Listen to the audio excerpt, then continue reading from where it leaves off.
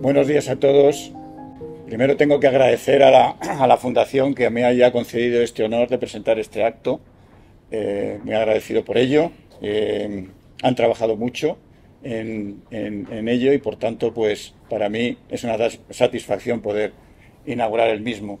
Quiero agradecer, por supuesto, a todas las asociaciones, a esta nutrida representación de asociaciones y de universidad que ha venido a acompañarnos en la mañana de hoy y espero que este acto sea útil para todos. En primer lugar, esta pequeña presentación quería decir que a mí no me agrada esta palabra que se ha acuñado de aporofobia. Yo entiendo que se ha acudido a las raíces griegas para acuñar un eufemismo que trata de ocultar o de restar visibilidad al problema, ¿no? Parece que trata de quitar gravedad, crudeza o visibilidad a lo que es las personas sin techo, ¿no? El rechazo a las personas internas. Me recuerda un poco a esta palabra de interno para referirse a los presos, ¿no? Que parece que también quiere quitar la crudeza del término. No obstante, estamos aquí para un poco pues, desarrollar lo que sí es una buena iniciativa, fue una buena iniciativa, una buena decisión, que es la de la inclusión en 2021 de esta conducta del rechazo a los sin techo en el Código Penal, tanto como agravante como tipo penal específico. No obstante, yo por lo menos entiendo que esto, lógicamente, es un paso, pero no resuelve el problema. Nuestro legislador político en los últimos años ha tendido a tratar de resolver los problemas intentando incluir nuevos supuestos en el Código Penal. Lo ha hecho con el tema del tráfico, con el tema del medio ambiente, con las normas tributarias, con las normas contables, con la corrupción pública y privada. Es decir, parece que incluyendo tipos penales en el Código Penal, parece que se van a resolver los problemas. Definitivamente es un paso, pero no resuelve este problema. Este problema se resolverá ahondando en las causas que hay detrás de cada supuesto, ya sean económicas, financieras, de droga, alcohol, etc. Pero en cuanto a la persecución judicial de estos supuestos, que es lo que nos ha traído aquí, para mí existen tres problemas básicos. El primero es muy sencillo, que es el de la simple denuncia. El sistema judicial no se pone en marcha si no es a través de un mecanismo, que es el mecanismo que en principio es un mecanismo básico, que puede ser la denuncia, o más complejo, que es la querella. Pero la denuncia, que es un acto simple de acudir a una comisaría, ponerse delante de un agente y relatar unos hechos, o ir al juzgado de guardia, entrar allí y allí han simplificado mucho más las cosas y ya te sientan en una silla, te dan un bolígrafo y un impreso y te dicen ponga usted sus datos y donde pone hechos cuente lo que ha ocurrido. Pues hasta este simple hecho yo creo que es complejo cuando se trata de este problema. ¿Por qué?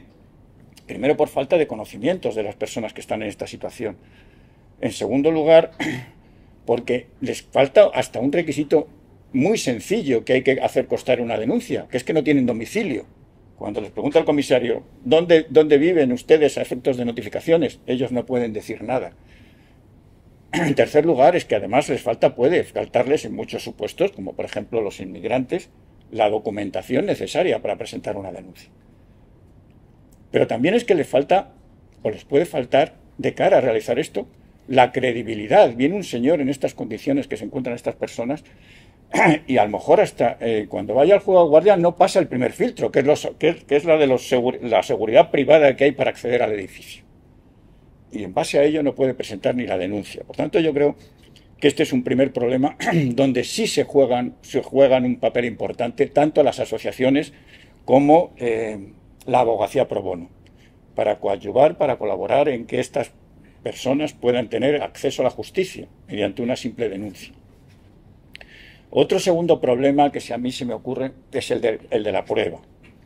Lógicamente no es nunca en derecho penal suficiente la denuncia de la víctima, la manifestación de la propia víctima.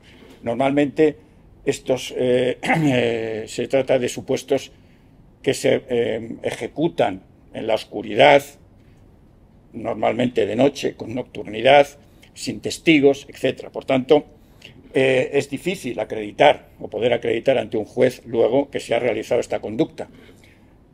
Es significativo que muchas de las pruebas que han acabado con condenas en estos supuestos de delitos de odio las han facilitado los propios autores, que para satisfacer su ego han grabado sus actuaciones y las han colgado en las redes sociales, pues facilitando al propio juzgado la prueba en la que se haya basado su condena.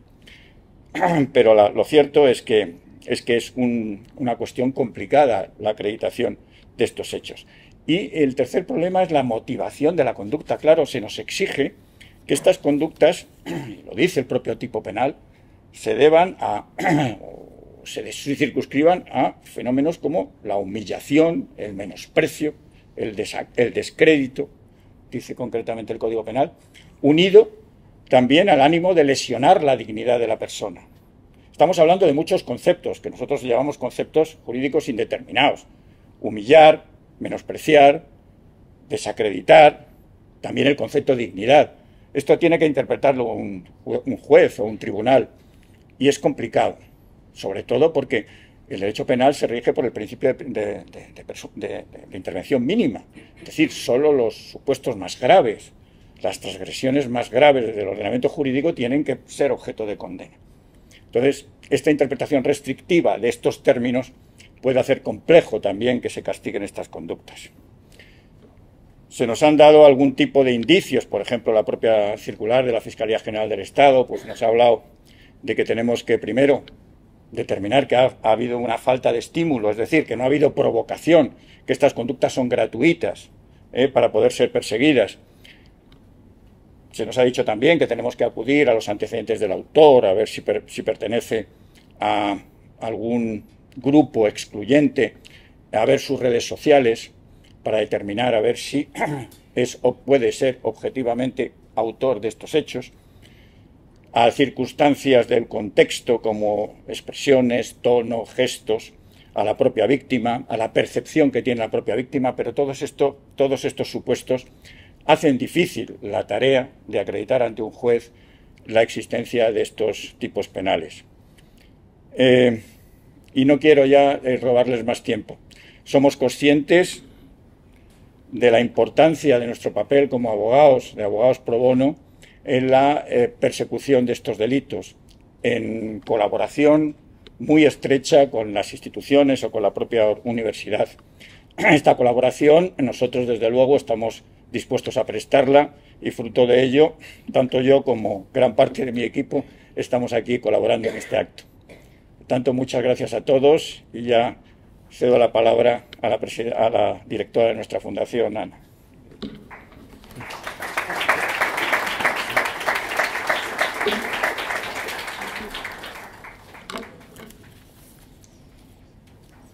Bien. En 2011, cuando empezamos a andar en esta fundación, la crisis económica que atravesaba el país provocó un incremento de la pobreza y del sinhogarismo que no se había visto en países desarrollados como el nuestro. Por eso comenzamos a trabajar en este tema. Gracias al impulso de Carmen Pombo, aquí presente hoy con nosotros, a la que tanto debemos. Vimos claro que el problema del sinhogarismo se iba a extender por Europa y decidimos trabajar sobre ello siempre en colaboración. A partir de ahí comienza la historia. En primer lugar, la guía jurídica con nuestro proyecto exequo, ya ahí con Hogar Sí. En 2017, nuestra propuesta de inclusión de la aporofobia en el Código Penal, gracias a Esmeralda Iranzo, alumna de la Clínica Jurídica UNIR Fundación Fernando Pombo. En 2020, con la pandemia, nuestro proyecto internacional Pro Bono for Homeless, comparando legislaciones de Suiza, Francia, Nueva York y España sobre el modo de abordar el sinhogarismo. Ahí damos las gracias a Alberto Mata, vicepresidente de Hogar Sí, gran amigo de esta casa. Y después, en 2022, cuando ayudamos también a Hogar Sí a constituir, primero H, la primera SOCIMI social para erradicar la falta de vivienda de personas sin hogar en España. Y después llegamos a 2023 y nos encontramos con la suerte de conocer a Blanca Rodríguez Chávez, directora de la Clínica Jurídica de la Universidad Autónoma de Madrid, y desarrollar con ellos, sus profesores y muchos de sus alumnos, algunos de ellos ahora abogados de esta casa, la guía para enfrentar la aporofobia. Bien, esos son los ejemplos que vamos a compartir con los abogados y las personas que son de las entidades sociales a las que agradecemos que altruistamente hoy estén aquí, pero yo quería simplemente hacer una reflexión, y es ¿por qué una fundación como la nuestra se dedica a esta cuestión? Y en esa reflexión les quiero compartir lo siguiente. En primer lugar, que en el artículo 3 del Tratado de la Unión Europea, los Estados miembros se obligan a combatir la exclusión social y la discriminación y fomentar la justicia y la protección social. Bien, palabras grandes. Después sabemos que el primer objetivo de desarrollo sostenible que todos los países de la ONU suscribieron es, como bien saben, la erradicación de la pobreza. Ayer, el Banco Mundial reconoció que no se podrá llegar al objetivo de reducir un 3% la tasa de pobreza extrema antes de 2030. Pero ayer también se hicieron públicos los nombres de los premiados con el Nobel de Economía. Acemoglu, Johnson y Robinson, supongo que ustedes lo leyeron ayer, que básicamente han demostrado, con sus investigaciones que leeremos con detalle, han demostrado que las instituciones sólidas y el Estado de Derecho son claves para el progreso social de los países. En sociedades donde el Estado de Derecho es débil, la desigualdad aumenta. Sin tener todos estos datos aún, que estudiaremos en detalle, la intuición de nuestros fundadores en la necesidad de promover el Estado de Derecho nos ha llevado a trabajar en proyectos y promover foros de profundidad jurídica y libertad de pensamiento y opinión como este de hoy, precisamente para contribuir al fortalecimiento de nuestras instituciones. Con ello buscamos que la legislación y el proceso judicial sean herramientas útiles para combatir la exclusión social. La inclusión de la palabra aporofobia en el diccionario de la RAE, palabra acuñada en español y que esperamos se extienda a otros idiomas y legislaciones, como saben, fue creada por la filósofa Adela Cortina.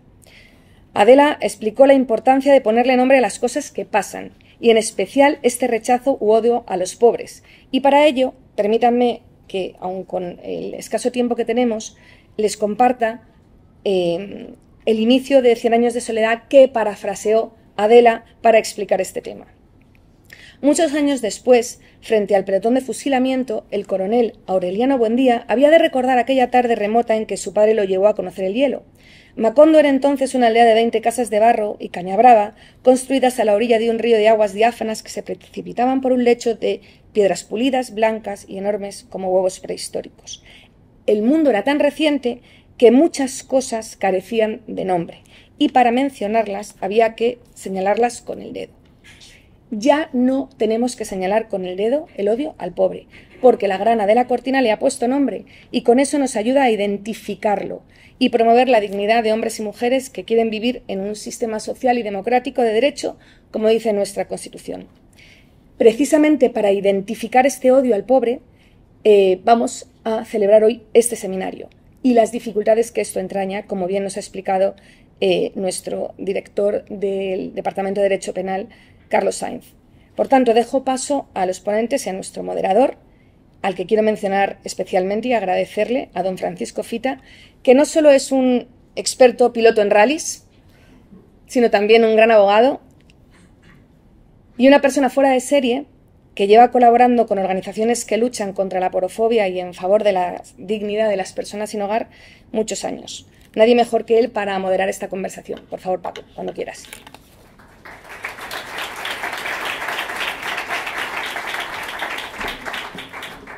Bueno, muchísimas gracias, Ana, por esa presentación. Doy las gracias también a la Fundación por permitirme estar aquí compartiendo con todos ustedes, con todos vosotros, pues este seminario sobre la aporofobia.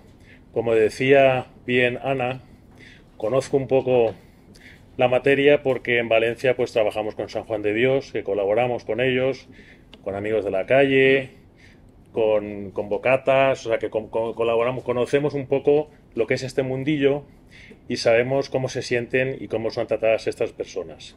Yo creo que el paso de hoy, yo creo que va a favorecer el que nos impliquemos más, el tercer sector, que sois vosotros, con la abogacía, para intentar de alguna forma poner los elementos en la sociedad y sacar a la opinión pública pues aquellos, de alguna forma, huecos, agujeros que no queremos ninguno ver, porque cuando hay una persona por la calle, pues casi muchas veces ni le miramos, no vaya a ser que nos pida algo o que sintamos pena, pero que nos tenemos que poner ahí, enfrentar y como sociedad pues apoyarles y sacarlos de ahí.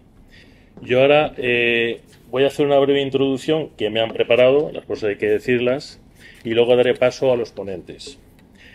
No sé si sabían que el 47% de las personas en situación de sinagorismo han sufrido alguna vez un delito de odio por razones de aporofobia.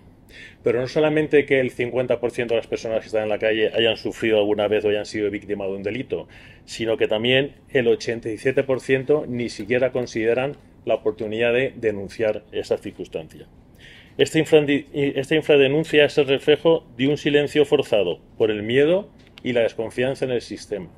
Cuando usted va a un cajero y hay una persona ahí y se pone a hablar con él o con ella, lo primero que percibe es miedo. Y cuando ya está hablando un rato a ver y le pregunta el por qué está aquí, desconfían en el sistema. Muchas veces te dicen, el sistema me ha sacado aquí. Aquí todos tenemos nuestra parte de culpa, pero ellos piensan muchas veces que el sistema lo ha sacado y le ha obligado a vivir en la calle. Entonces, lo que antes planteaba Ana y Carlos, ¿qué podemos hacer desde la abogacía? Pues buscar o intentar que este proyecto sea una referencia jurídica junto con ustedes, con las entidades sociales, para que la abogacía, junto con ustedes, localice, enfoque casos de aporofobia para que nosotros seamos capaces de acompañar a estas personas víctimas en el proceso judicial que el día de mañana se interpondrá. Estamos convencidos de que somos como colectivo, tenemos una responsabilidad y que tenemos que dar ese paso al frente para estar junto con todos los colectivos sociales.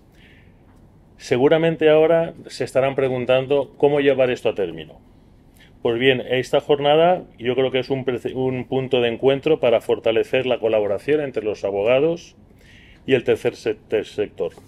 Vamos a tratar temas clave como ¿qué significa que deba existir un móvil discriminatorio en los delitos de odio? ¿Qué indicadores podemos considerar para detectar un delito de odio por razón de aporofobia? ¿Cuándo se podría aplicar la agravante por razones de aporofobia? ¿Qué medios de prueba puedo considerar para llevar a juicio un posible caso de aporofobia? ¿Qué diferencias existen entre la acusación particular y la acusación popular? ¿Qué puedo esperar la víctima de un delito de un procedimiento judicial? Te dicen que nada. Y como decía Carlos, pues la mayoría de las veces no pueden entrar ni a la comisaría porque les detienen antes de entrar o les piden los papeles y no. Entonces, para analizar todas estas situaciones y buscar soluciones, hoy contamos con la presencia de compañeros de Gómez Azzouz y Pombo, abogados del área penal, y con profesionales de las entidades sociales, Hogar Sí, Fundación Arrels, San Juan de Dios Valencia y Caritas Madrid. Y antes de ya empezar, me gustaría un poco plantearos cómo vamos a estructurar la charla. La vamos a dividir en 4 partes.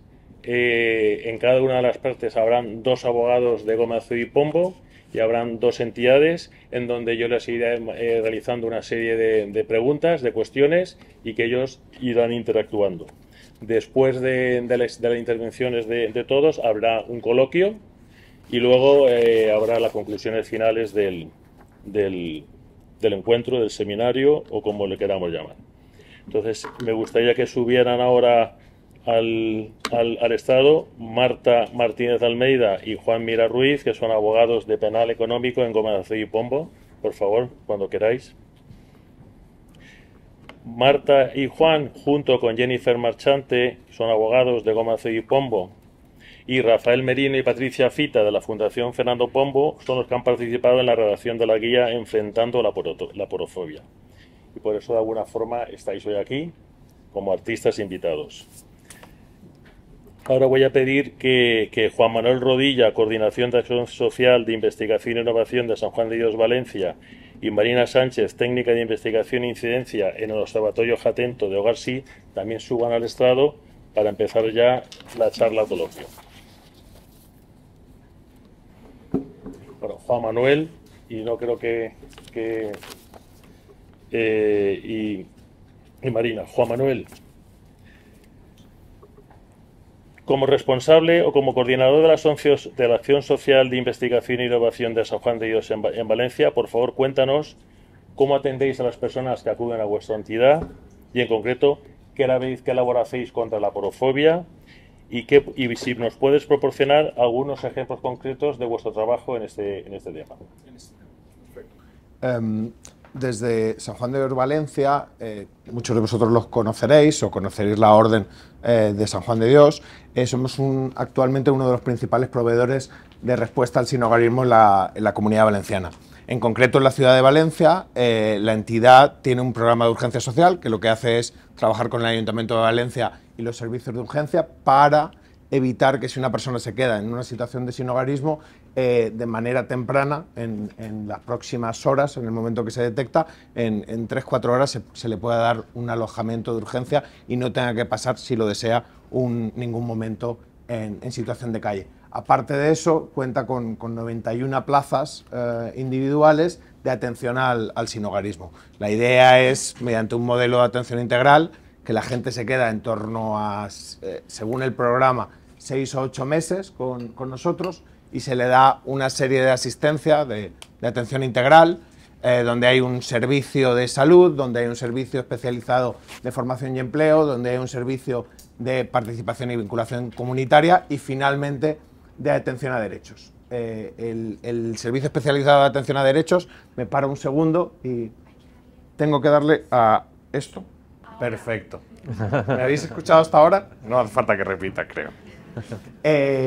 El servicio especializado de derechos, me paro un segundo porque es justo, nos toca bastante en el tema que estamos tratando hoy. Lo componen dos profesionales, una es una trabajadora social y la otra una abogada, y el objetivo de este servicio es apoyar a la persona en todo proceso de vinculación a derechos, ya sean ayudas, trámites o desde el parte de la abogada por si hay algún tema legal que la persona durante su estancia, que ya os digo, la media son 8 meses, pero pueden ser 1 año y pico, o en algunos casos varios años, o una temporalidad más corta, se le acompaña en todo ese proceso. Muy bien, Juan Manuel, ¿podrías compartir con nosotros un caso específico que os haya impactado o que consideréis que sea relevante compartir hoy con nosotros? Por supuesto. Por poneros en contexto, nos quedamos las entidades de respuesta al sinhogarismo en la Comunidad Valenciana, nos quedamos bastante impactadas en el primer trimestre del año porque se detuvieron a 11 jóvenes, que posteriormente fueron 13 de nacionalidad española, que durante meses habían estado haciendo, hostigando, humillando y agrediendo a personas sin hogar y publicándolas en redes. Una de las víctimas había relatado que le obligaron a beber orina y que posteriormente incendiaron el vehículo en el que estaba residiendo.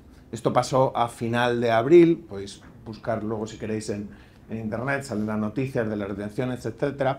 Y en ese contexto, 2 semanas más tarde, se nos dio el caso de una persona que estaba residiendo, era un varón de 64 años, estaba residiendo muy cerquita de la Ciudad de la Justicia o del Palacio de las Ciencias y las Artes, si alguno habéis visitado Valencia, estaba allí residiendo o durmiendo justo en el río, en el parque.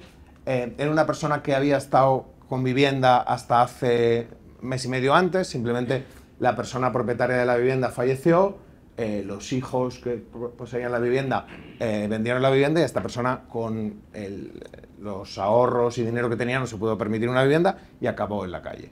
Y ese día estaba durmiendo en el río y a las 5:30 de la mañana tenía sus pertenencias en un carrito y él estaba al lado con un saco de dormir y le incendiaron el carrito, el fuego se transmitió al saco de dormir y él acabó quemándose las piernas. Esta persona acabó atendida en uno de los programas de urgencia para personas sin hogar, como os comentaba, que tenemos en la ciudad de Valencia, y se le ofreció dentro del paquete de asistencia completo, se le asoció vincularse al servicio de derechos y poder realizar una una denuncia que finalmente desechó. Pero este era un poquito el caso que pensábamos que podía ser paradigmático dentro de ese contexto que nos pasó, porque además dentro de las entidades y las plataformas de reivindicación lanzamos un comunicado porque teníamos la sensación de que era algo que se estaba transmitiendo en un contexto como el valenciano, que nos preocupaba mucho. Muchísimas gracias, Juan. Juan Mira, de Gómez Alcebo. Teniendo en cuenta lo que has puesto, Juan Manuel, como abogado, ¿qué aspectos o indicadores considerarías para detectar un delito de odio por motivo de aporofobia en esto que nos ha explicado Juan Manuel? Buenos días a todos y bueno, antes de responder a tu pregunta, Francisco, también quería sumarme los agradecimientos de que estén ustedes todos hoy aquí para dar difusión y para dar a conocer la guía que en tanto hemos trabajado Marta y yo desde la Fundación y con la Clínica Jurídica de la Universidad Autónoma de Madrid. Y es que esta guía precisamente va al hilo de la pregunta que me hacía Francisco, al hilo de el caso que nos planteaba Juan Manuel. Trata precisamente de cómo poder diferenciar, cómo identificar cuando nos encontramos ante un caso de aporofobia que exige, que merece la protección que desde el sistema judicial, el sistema legal y en el orden jurisdiccional penal se le pueden brindar a estas personas. Esa es la razón por la que en la guía que elaboramos se sistematizaron, se recogieron una serie de indicadores para precisamente detectar estos casos de aporofobia y determinar si precisamente el motivo que guió al agresor a la hora de realizar ese delito fue un motivo de discriminación por razones de aporofobia. Y este caso que nos plantea Juan Manuel, pues diría que es muy ilustrativo de la concurrencia de muchos indicadores, de muchas variables, muchos factores que determinan la posibilidad o la alta probabilidad, quizás mejor dicho en este caso, de que nos encontremos ante un caso de aporofobia y en el que los agresores precisamente estén guiados por ese motivo discriminatorio, esa circunstancia que concurre en la víctima de vulnerabilidad económica. Nos relataba que en este asunto, en este caso, hubo bastante frecuencia en los casos, hubo varios episodios en los que se realizaban estas agresiones, estas conductas vejatorias. El número de agresores también es relevante, porque no se producen simplemente una agresión por parte de una persona, sino que hay cierta reunión entre varios agresores para llevar a cabo este delito, estos hechos vejatorios contra estas personas que se encuentran en situación de calle. También, por lo que nos contaba, hay cierta selección de la víctima. No se escoge a una víctima cualquiera, no es una pelea en la calle, sino que precisamente se va en busca de aquellas personas que están en las situaciones económicas más pobres, peores en la sociedad. Además, se da un caso que es de ensañamiento. No solamente se agrede a esa persona, sino que se queman sus pertenencias, se queman los colchones en los que duerme, la tienda de campaña en la que duerme. Las pocas pertenencias que tienen estas personas son objeto también de ataque y de agresión por parte de estas personas. Además, como Carlos nos decía, Carlos Saiz, muchas veces la agresión no se queda ahí, sino que hay hechos posteriores, y es la publicación de vídeos en los que se jactan, en los que hacen burla de estos ataques, lo cual también es muy indicativo de que estas personas lo que están buscando es, de alguna forma, sacar pecho, reírse, ¿no?, de estos ataques que cometen, y precisamente eso es lo que les guía, esa discriminación, esa aporofobia que sienten sobre el más necesitado. Estos hechos, además, voy a cerrar ya, es relevante tener en cuenta que la importancia de que las entidades sociales se personen, den apoyo y que intenten que estos hechos, a ser posible, no siempre puede ser, se enjuicien, se investiguen y se enjuicien en el mismo procedimiento judicial, porque es la única forma de que tengan una visión global, una visión de conjunto sobre los hechos. Ya decíamos que no había solo un atacante, sino que fueron varios episodios con multitudes o con varias personas que cometieron estos delitos. Si se lleva el caso en un mismo procedimiento judicial, el juez puede tener una visión, podemos darle al juez una visión de todos los indicadores concurrentes y, por tanto, afianzar mejor, sostener de una mejor manera que efectivamente nos encontramos ante un caso de aporofobia. Gracias, Juan. A mí se me había olvidado antes daros la palabra a ti y a Marta para que explicarais un poco el por qué os habéis involucrado tanto en este proyecto y qué ha supuesto para vosotros.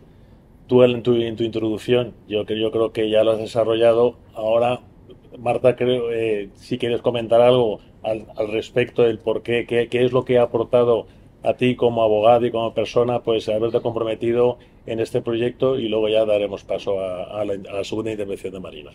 Sí, muy bien, muchas gracias. Buenos días a todos. No sé si se me oye, pero cuando le doy así, ¿mejor? ¿Está en rojo? Ya. A ver. Ahora sí, perfecto. Gracias. Para esto sirven los compañeros.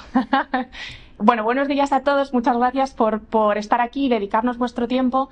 Yo, en respuesta a la pregunta que nos planteaba Paco, lo primero que debo deciros, poniendo las cartas sobre la mesa, es que antes de hacer este proyecto de la guía Enfrentando la Aporofobia con la Fundación Fernando Pombo, os confieso que no tenía la más mínima noción del concepto de aporofobia.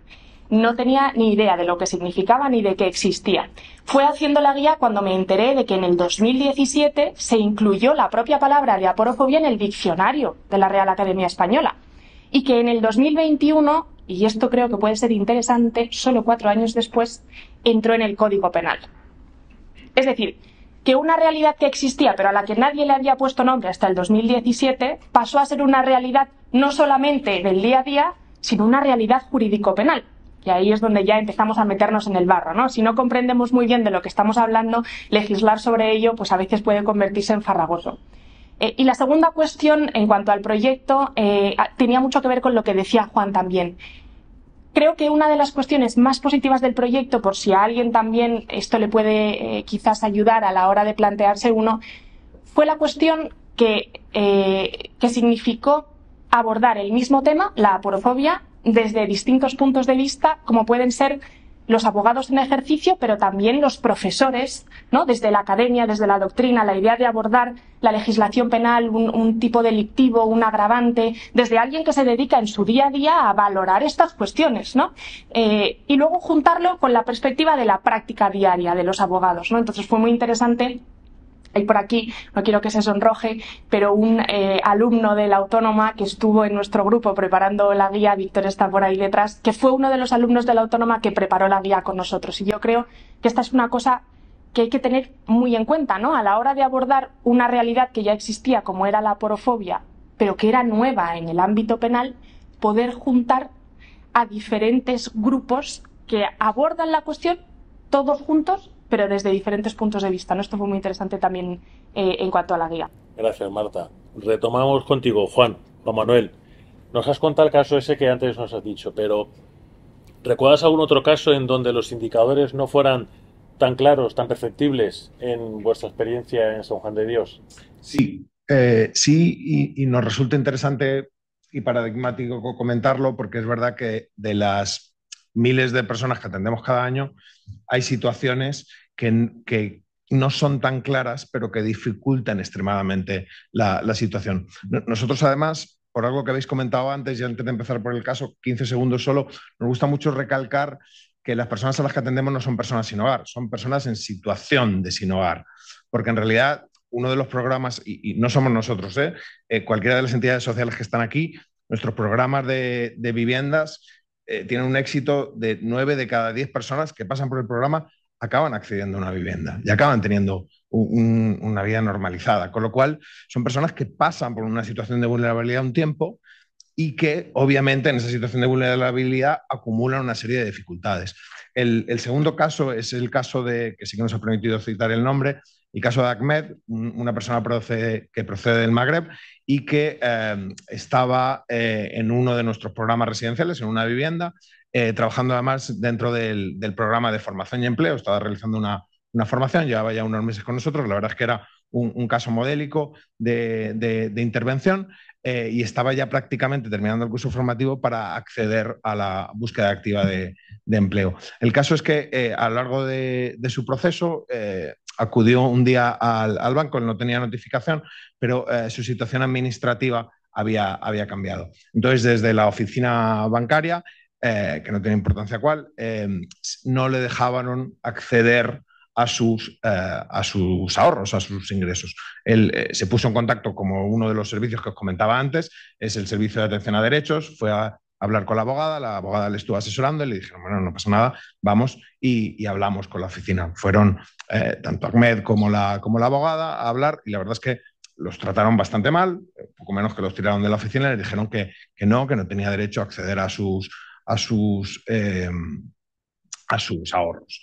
La verdad es que estamos bastante contentos con el servicio que da nuestra compañera que es abogada, porque aparte de ser una excelente profesional, como gran parte de los que estáis, o todos, la totalidad de los que estáis aquí presentes, además es muy cabezota. Entonces acabó levantando este tema al Banco de España. Y unos meses fue una pena porque tardó varios meses, pero finalmente el Banco de España le acabó dando la razón y esta persona pudo acceder, porque no tenía de su situación administrativa que hubiera cambiado, no tenía ningún motivo para el cual no pudiera acceder a sus ahorros y poder acceder finalmente a sus ahorros. Y digo ya, porque creo que con esto termino, lo primero que tenía que haber comenzado, que es dar y felicitar a los organizadores de esta jornada y sobre todo por una guía que sinceramente es excepcional y a las entidades sociales nos hacéis un favor y un apoyo tecnificando la intervención que podemos realizar. Muchas gracias. Gracias, Juan Manuel. Juan, para acabar ahora el primer turno de intervenciones, ¿el hecho de que no haya indicadores claros significa necesariamente que no estamos ante un delito de odio? O sea, ¿qué indicadores o dónde está la frontera entre delito de odio o una mera falta o administrativa? Es un tema complicado. Nosotros cuando elaboramos la guía recogimos una serie de indicadores y damos el aviso de que la concurrencia de algunos de ellos o de muchos de ellos no siempre implicaba que estuviéramos ante un caso de aporofobia, dado que podían haber circunstancias que concurrieran, que nos hicieran pensar que, como este caso que nos plantea Juan Manuel, pudiera tratarse de un caso de aporofobia, pero realmente la intención que tenía la entidad bancaria a la hora de negar esa prestación de servicio tenía una base diferente. En este aspecto hay que tener en cuenta que los delitos que se cometen por motivos de aporofobia están diseminados por el Código Penal. No es que solo exista este famoso artículo 510, que es el llamado delito de odio, o la circunstancia agravante que aparece en el artículo 22.4 del Código Penal, sino que existen también otros delitos. Y uno de ellos, que vendría un poco al caso con la situación que nos comenta Juan Manuel, es precisamente cuando una persona, en realización de una actividad profesional o de una actividad empresarial, deniega la prestación de un servicio a una persona que tiene derecho a que se le preste, precisamente a que se le brinde ese servicio. Es el artículo 512 del Código Penal. Este caso realmente ocurre de alguna forma este hecho delictivo. Sin embargo, parece que aquí lo más claro, lo más probable es que esa entidad financiera no estuviera guiada por ningún motivo de aporofobia, sino realmente por una incorrecta entendimiento, una incorrecta interpretación de la normativa que le es aplicable. Hay que tener eso en cuenta, porque muchas veces se dan circunstancias de aporofobia, pero esa circunstancia de aporofobia no viene dada por una voluntad, por un deseo de la persona de que se trate de negarle un servicio o de situarle en discriminación o en desigualdad a esta persona que tiene bajos recursos económicos, que está en situación de vulnerabilidad económica, sino que muchas veces esa situación se produce porque la normativa en sí muchas veces genera de por sí estas situaciones de desigualdad. A mí me consta que también desde las entidades que están hoy aquí representadas se hace también trabajo por denunciar esas normativas que no siempre son las más justas, y hay que continuar en ese camino, pero hay que tener en cuenta que quizás el derecho penal, las herramientas, las acciones judiciales de carácter penal no siempre son en el camino en estos casos que son más grises. Muchísimas gracias, Juan. Bueno, la siguiente intervención es de Marina Sánchez, técnica de investigación e incidencia en el Observatorio Jatento de Ogarsí. Marina, muchísimas gracias por venir aquí y por contar con tu asistencia. Cuéntanos, por favor, qué trabajo realizáis en Ogarsí y en particular en el Observatorio Jatento. Bueno, pues buenos días a todas. Es un placer estar aquí. Estoy además encantada de seguir colaborando y de manera conjunta en todos los proyectos comunes que estamos desplegando. Así que gracias y enhorabuena por estas jornadas. Para quien no nos conozcáis, somos Ogarsí. Es una entidad que trabajamos día a día para conseguir que ninguna persona se encuentre en situación de sinhogarismo. Como bien ha comentado el compañero, en situación de sinhogarismo, porque consideramos que es una situación transitoria de la que tiene un principio y tiene un final. Nuestro trabajo diario se encuentra asociado al trabajo con la lucha contra la porofobia. ¿Por qué? Porque entendemos que la porofobia no es solo una consecuencia derivada de la situación de sinhogarismo, sino que a su vez es un elemento perpetuador de la propia situación del sinhogarismo. Teniendo en cuenta este principio y también partiendo del análisis en el que consideramos que la ausencia de una vivienda, de un hogar, no solo significa la falta de ese hogar físico, sino también la vulneración de otros derechos esenciales, como pueden ser la salud o la seguridad, consideramos que es necesario que dentro de nuestro trabajo diario se encuentre el trabajo para erradicar la porofobia. Dentro de este trabajo diario desplegamos diferentes líneas de trabajo, ¿no? Una primera está centrada en la investigación social. Pensamos que para poder erradicar la porofobia necesitamos partir de una base de datos fiel a la realidad actual, cosa con la que por el momento no se cuenta y trabajamos en ello. También tenemos una línea más orientada hacia la incidencia política y social. ¿Por qué? Porque consideramos que situar la problemática de la porofobia y el debate de la porofobia es necesario para que tenga representación institucional y política. Una tercera que está centrada en el litigio estratégico, que, como ha comentado el compañero, es una herramienta que queremos utilizar para conseguir cambios políticos, sociales o jurídicos. Y luego una última, que es la que pues, nos trae aquí hoy, que es la detección y acompañamiento de los casos de delitos de odio por aporofobia y contra las personas en situación de sinhogarismo. Gracias, Marina. Os habéis personado como acusación popular en un caso relacionado con una agresión a una persona sin hogar que dormía en un portal en Gijón. ¿Nos puedes, por favor, contar el caso, exactamente cuál ha sido vuestra actuación, cómo se encuentra el litigio y vuestro papel ahí como entidad social? Sí, bueno, pues esta agresión tuvo lugar a finales del año 2022. Un hombre se encontraba durmiendo dentro de un portal y varias personas en contexto de ocio nocturno entraron a ese portal y de forma gratuita agredieron a la persona y le robaron sus pertenencias. Mientras una persona agredía, las otras grababan. Y poco después ese caso fue subido a redes sociales, se jactaban de lo sucedido y además retaban a la ciudadanía para denunciarles, porque en el fondo pensaban que no había posibilidad de que existiera ningún tipo de repercusión ante estas acciones, pensaban que no existía una herramienta, cosa que no era cierta. Sí la hay, por suerte, y rápidamente este vídeo se hizo viral. Llegó a manos de la policía. Al final la ciudadanía, por una parte, yo creo que sintió evidentemente un enfado tremendo porque alguien se sienta orgulloso de una agresión tan bruta como esta para subirlo en redes sociales, pero luego también la impotencia de pensar a ver si es que de verdad no puede haber una respuesta ante esta acción tan grave. Inmediatamente el caso llegó a manos de la policía, que abrió una investigación, y gracias a la denuncia ciudadana, que se puso directamente en contacto con el Observatorio Atento, nos llegó el caso a Ogarsí. Ogarsí, a finales de diciembre de 2022, interpuso denuncia y a principios de año 2023 ya solicitó al juzgado la personación popular, que se nos fue aceptada en diciembre de 2023.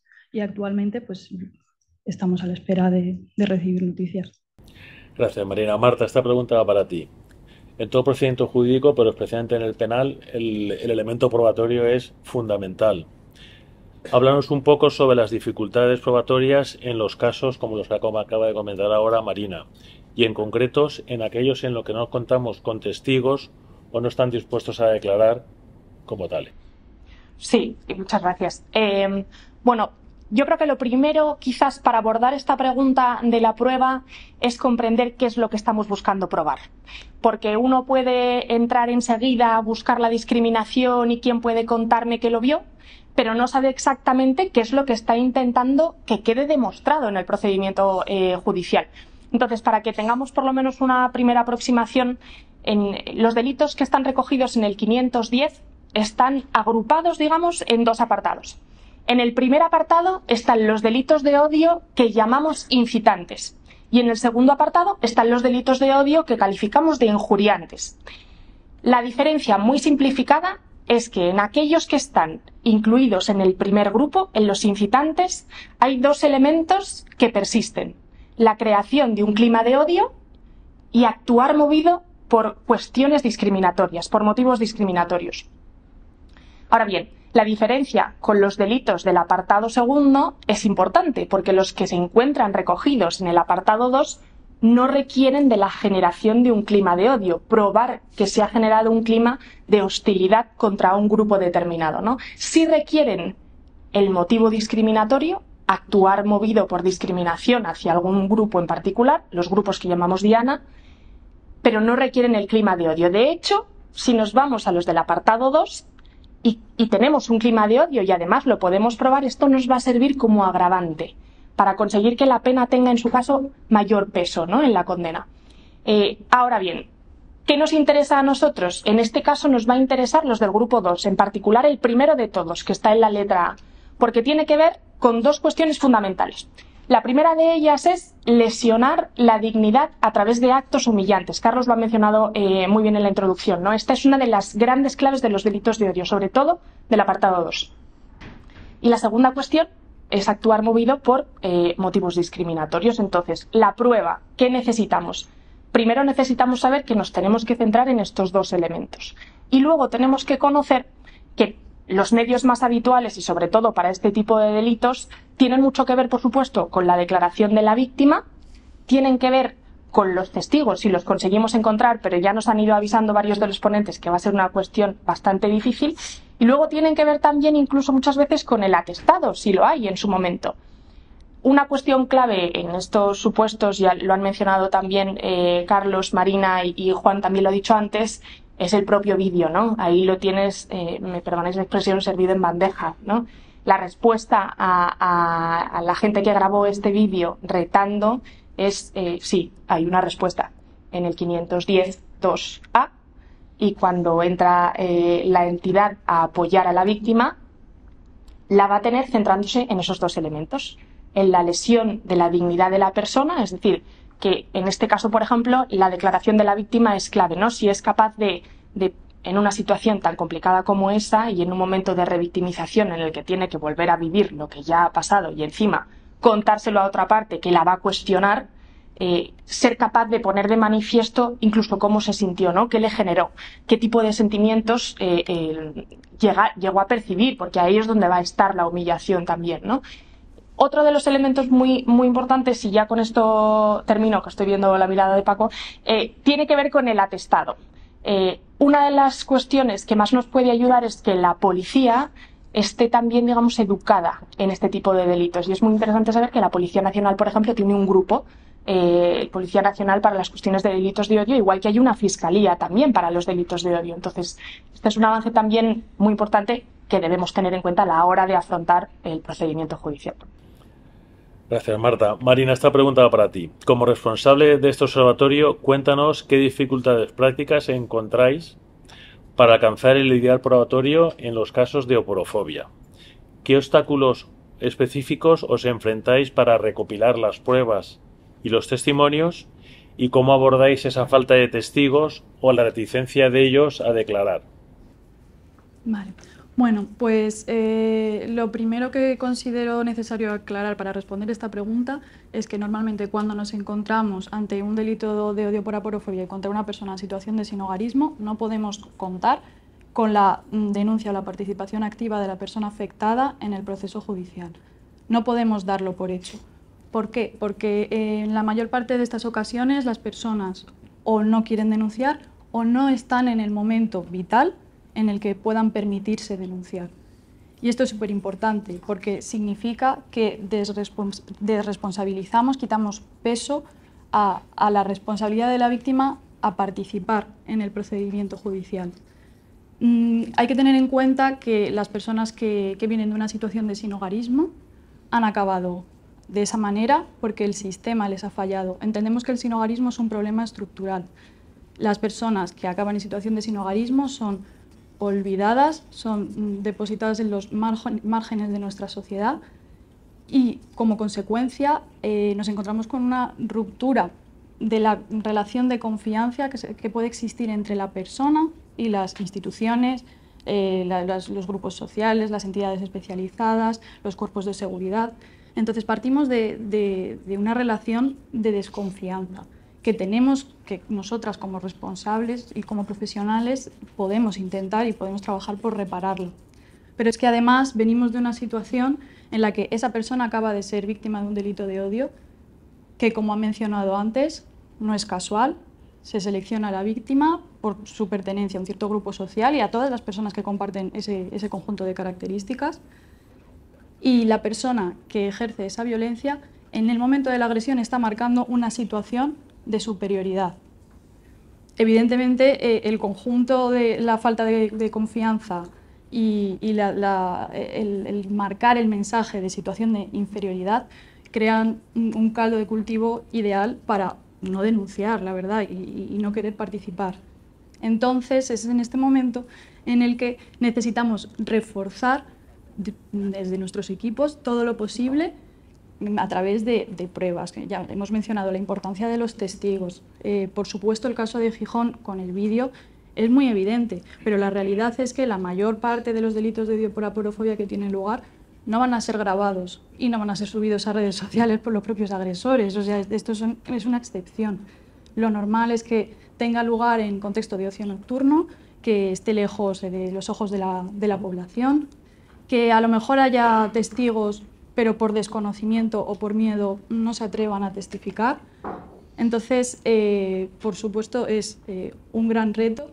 Tenemos que ir reconstruyendo poco a poco esa confianza con las personas afectadas y también continuar sensibilizando a la población respecto a la ciudadanía en general por el poder que tienen en el momento en el que son testigos de un delito de odio. Y luego también a los sectores profesionales, la responsabilidad que podemos tener a la hora de abordar adecuadamente un delito de odio y poder garantizar un acompañamiento suficiente y adaptado a las necesidades de este grupo social, porque son muy concretas. Muchísimas gracias, Marina. Y por último, en esta ronda, Marta, teniendo en cuenta lo que has puesto, Marina, ¿podrías darnos 3 recomendaciones para que cualquier entidad social pueda afrontar un supuesto caso de aporofobia con solidez probatoria? ¿Qué pasos concretos crees que deberían seguir para asegurar que cuentan con las pruebas necesarias? Bueno, cada caso es particular, ¿no? Y una respuesta genérica quizás no sea siempre útil, a veces incluso peligrosa, porque enfocar casos muy distintos con la misma estrategia pueden llevarte no muy lejos, ¿no? Pero en general yo diría que algunas cuestiones en las que nos podemos centrar tienen mucho que ver con, una vez centrados en los elementos que tengo que probar, el motivo discriminatorio sobre todo, centrarnos en cuestiones como, por ejemplo, las expresiones de los autores del delito, ¿no? Las expresiones gestuales y las expresiones verbales. Algunas expresiones verbales pues están dirigidas al colectivo y se ve claramente, hay algunas sentencias que las citan, ¿no? Y algunas de ellas en un caso eran: sois todos unos sucios, sois un problema o sois una lacra, ¿no? La referencia al colectivo, al todos vosotros, lo único que hace es proporcionar ese indicio que necesitamos para decir, oiga, es que se está refiriendo a los pobres, al grupo Diana, no es que tenga una animadversión particular contra este señor en este sitio en particular, ¿no? Sino contra el grupo. Está movido por un ánimo discriminatorio. Si no contamos con el vídeo, efectivamente los testigos van a ser claves, pero si no los hay, al final muchas veces lo que queda es la declaración de la propia víctima. Aquí es donde yo creo que muchas veces pues nos podemos encontrar quizás la mayor dificultad. Sobre todo porque es una situación muy difícil cuando te ponen delante del juez, aunque vayas a ser tú el que vaya a contar su versión, sabiendo que tienes a otra parte delante que no va a juzgar siquiera cosas que han ocurrido, sino que va a cuestionar lo que has sentido y lo importante que es o no es que se te lesione así o no se te lesione, va a poner en duda tu sufrimiento, la parte contraria, ¿no? El abogado de los supuestos infractores, digamos, delincuentes, lo que va a hacer es exactamente eso. Hay que preparar muy bien, en su caso, a la persona, yo creo, para que sepa a lo que se enfrenta, ¿no? Que sepa lo que le va a venir un poco del otro lado. Yo diría que esas cuestiones serían las principales. Pero, como he dicho al principio, cada caso es un mundo y conviene analizarlo bien antes de entrar a meterse en faena. Muchísimas gracias, Marta. Bueno, pues damos por terminada vuestra intervención. Solicitamos a Juan Manuel y a Marina que bajéis del estrado, luego os volvéis a incorporar. Y ahora pido que suban, por favor, Eva María Obeich y Juan Polo, y Jesús Polo, perdón.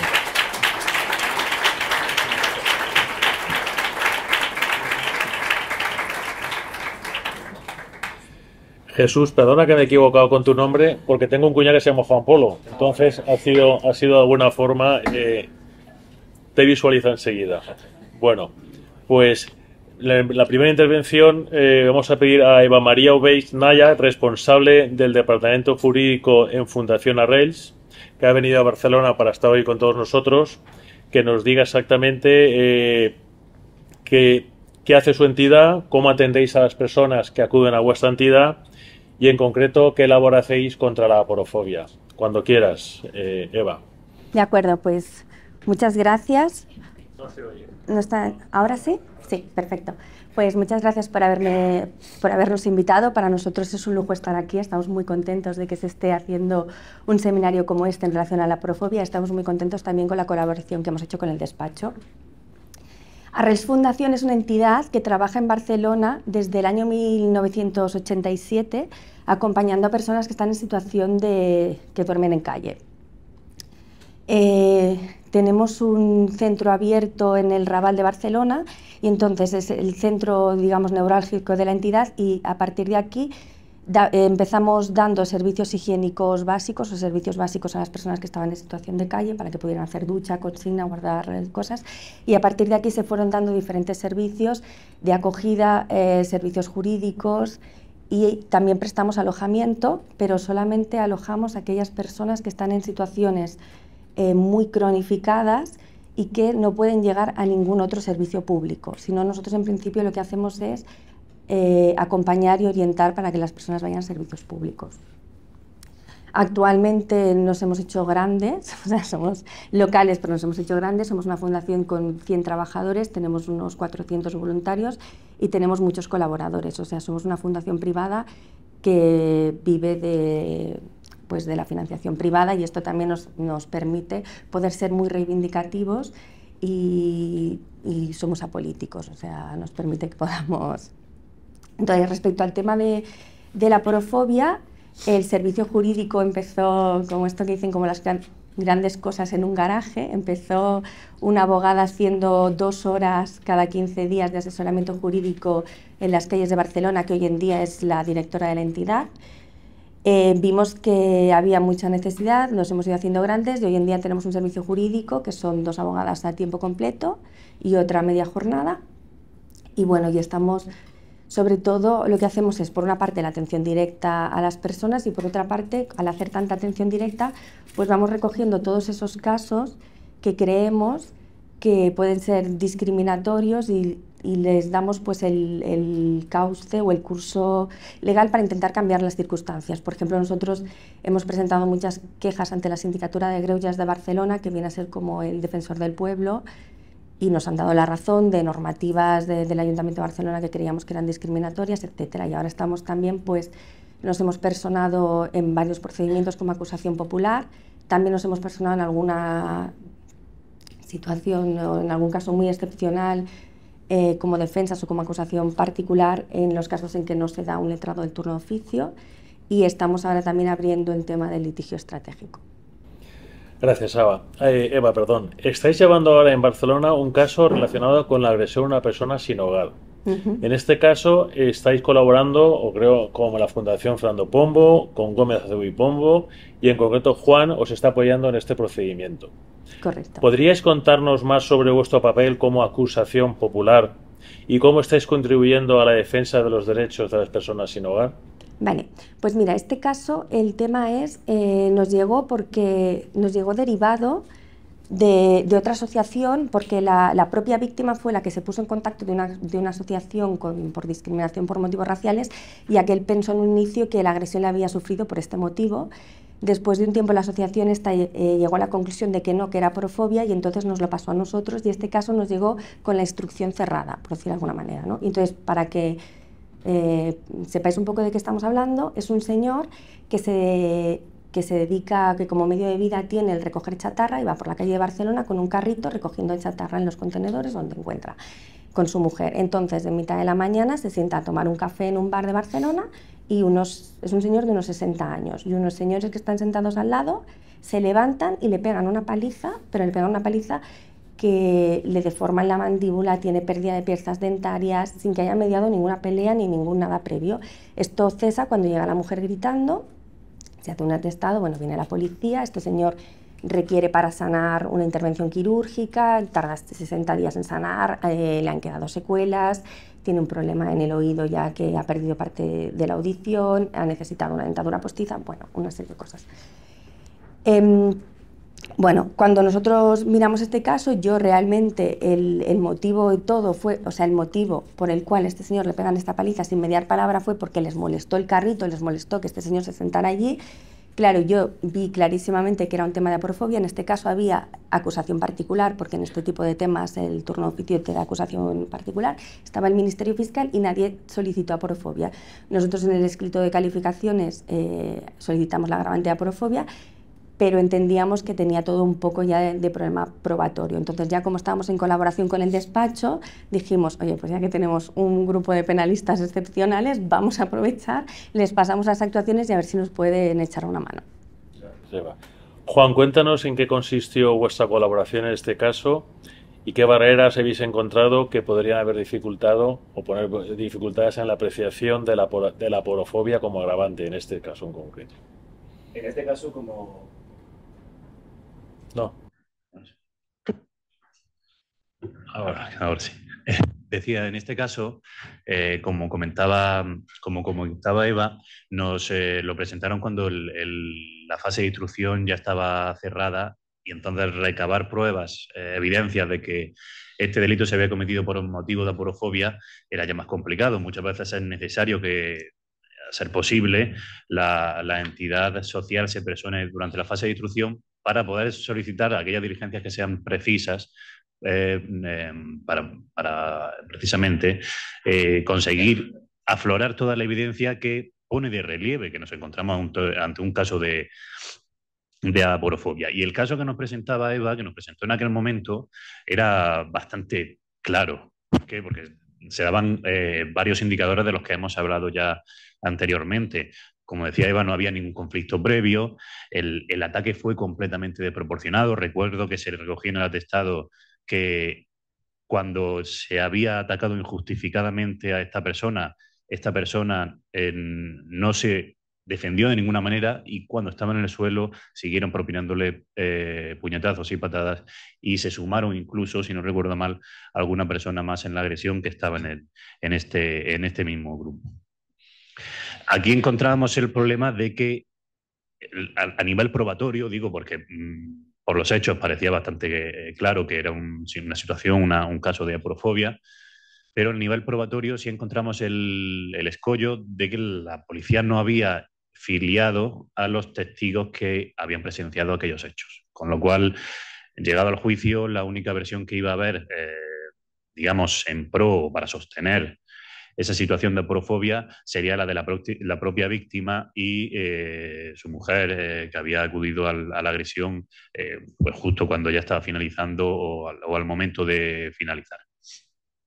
Ello es relevante por dos puntos. Como decía, muy importante que a ser posible la entidad social se persone durante la fase de instrucción para poder solicitar como diligencia que esos testigos que presenciaron los hechos se identifiquen, puedan ser localizados por parte de la policía cuando ello sea posible.